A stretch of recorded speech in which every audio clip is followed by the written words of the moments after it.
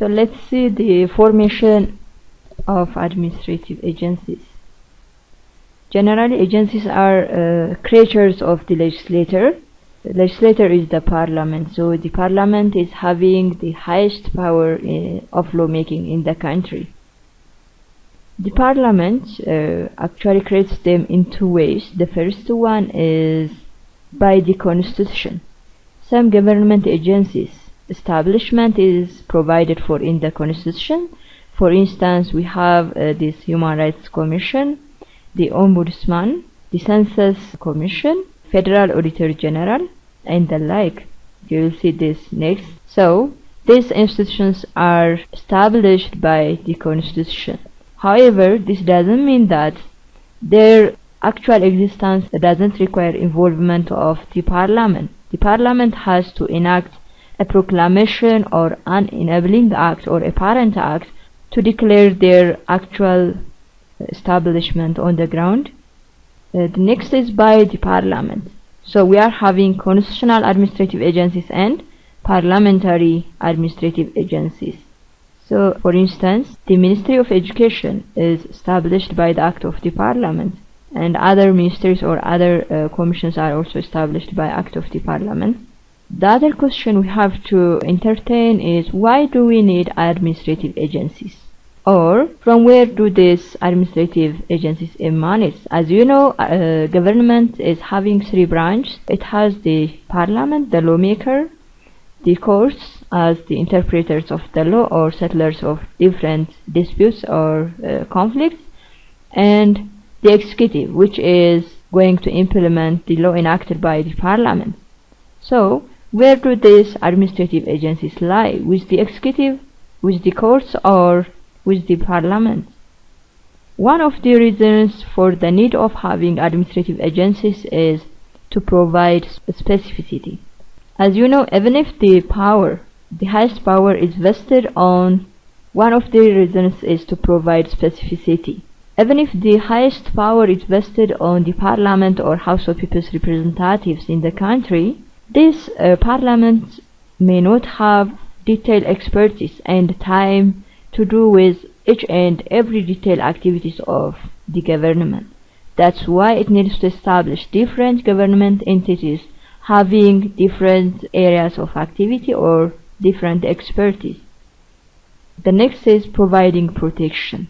What do we mean by protection? This protection shows how the government protects the society from the acts of the private sector, especially the private businesses.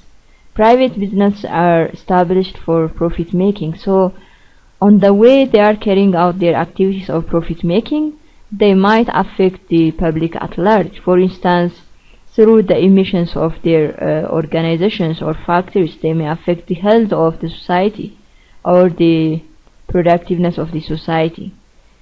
So these government agents, for instance, we are having this what we call the Environmental Protection Authority is setting different standards by which the private sector should observe while doing their activities. It protects against the act of the private sector. Next is to providing different services. Government agents provide us with different services such as provision of infrastructures, mainly infrastructures of physical and social natures are provided by the government. So the types of government agencies are categorized under two. The first one is executive or dependent agencies. These executive agencies or dependent agencies are mostly accountable to the highest executive, that means to the Council of Ministers or directly to the Prime Minister. They are created by mostly by the Parliament, and sometimes they may be created through delegation by the Council of Ministers also. So they should provide their reports to the executive, not to the Parliament. The next type is the independent agencies. So independent agencies are accountable to the Parliament. They are mostly created by the Constitution. So it refers to the Human Rights Commission, the Auditor General, the Census and Population Commission. The executive or dependent agencies are created with varying size, structure, functions, and powers, because this variation in structure, in size, and function depends on the size of activities or the responsibility or program or policy that is going to be implemented by each government agency. For instance, the size of the Ministry of Agriculture and the Agricultural Transformation Agency could not be one and the same. So this Ministry of Agriculture has the largest size in the area, and this Agricultural Transformation Agency has the lower size, because it is going to implement only the issues of transformation in the agricultural sector. As it is already said, they are accountable to the executive branch because they are mostly created by the executive branch. The other critical issue here is that the Prime Minister can appoint or dismiss the head of an agency. So appointment of ministerial officers and commissioners must be approved by the House of People's Representatives, but these commissioners and ministers are nominated by the Prime Minister, and upon submission of these nominations to the House of Parliament, the Parliament may approve or disapprove the nomination. So if it is going to be approved, then they will be appointed as ministers or commissioners. So these dependent agencies or executive agencies shall submit their report to the highest executive organ. This highest executive organ is the Council of Ministers or the Prime Minister. Let's see the independent agencies and their accountability. They are established by the Constitution. So the need of their establishment is already stated in the Constitution, and their actual existence should be proclaimed by the Act of the Parliament through the Parent Act. These types of institutions include the Federal Ombudsman, the Human Rights Commission, the National Election Board, the Auditor General, and the Population and Census Commission. So currently we are having only 5 constitutional administrative agencies. So what is the power and function of administrative agencies? They make decision and supervision. So making decision and supervision or regulation is one of the most known powers of administrative agencies. They have delegated power. The first power, the decision and supervision power, is mostly inherent or residual power of the administrative agencies. But in addition to this power of supervision and decision making, they are having delegated power of lawmaking. This lawmaking power is delegated from the Parliament. As you know, Parliament is the highest body having the lawmaking power. So due to lack of expertise and lack of time, it delegates its power of lawmaking to the administrative agencies. They need to have wide powers and discretion.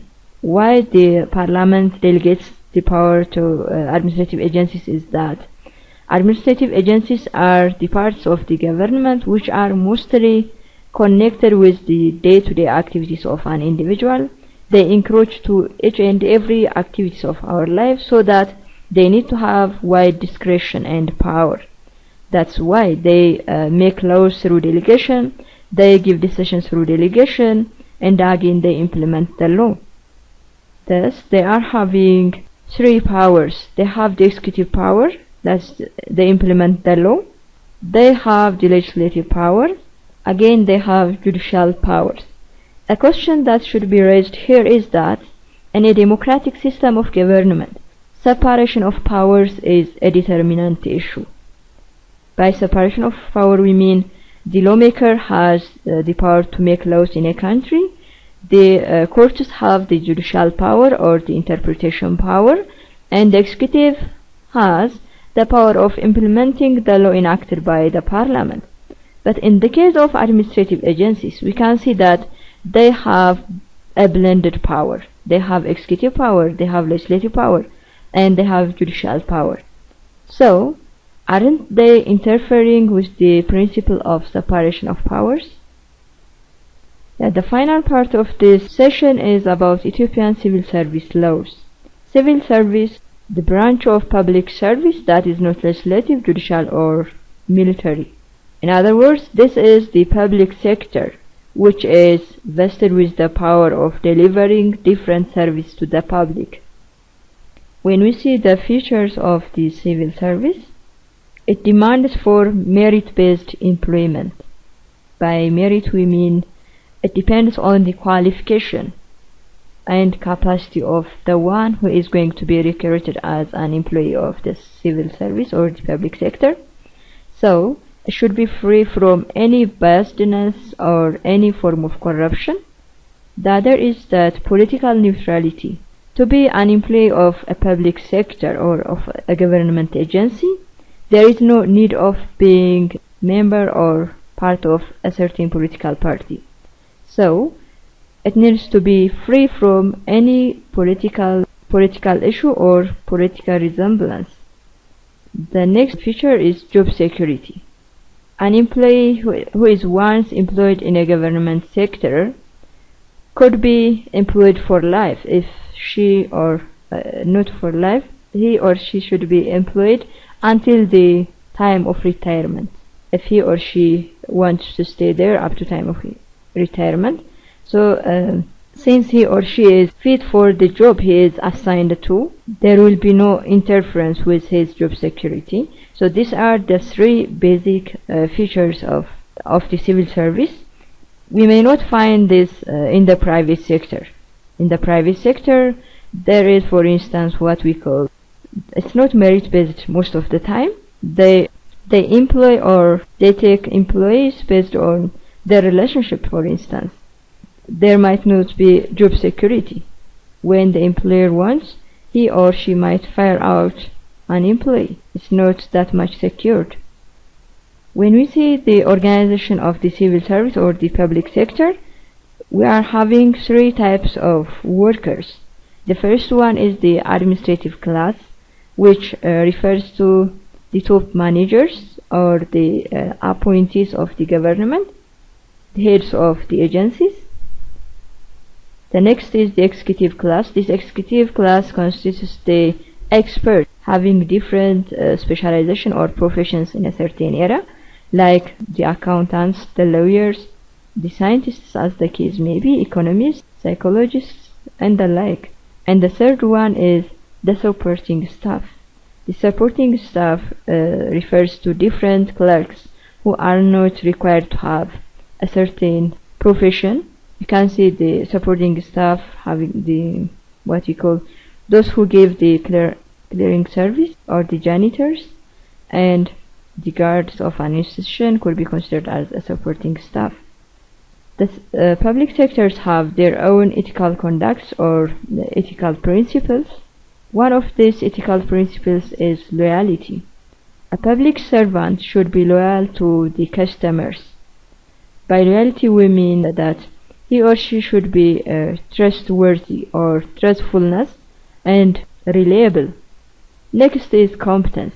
A civil servant should have the competence required to carry out such a certain part of the business. That's why we say that the feature of the public service is merit-based. Competence refers to merit. And next is devotion or commitment. The public servant should have devotion or commitment to carry out his task or his business. By commitment we mean, for instance, the working hour in the public sector or generally in the country is 8 hours per day. So if a certain public servant is going to be committed or devoted, he or she should use his 8 hours working time properly to carry out the work of the government or the public sector. And next is secrecy or confidentiality. The public servant is required to keep the secrets or the confidentiality of certain information he has known by way of his activities. Thank you and see you on the next session.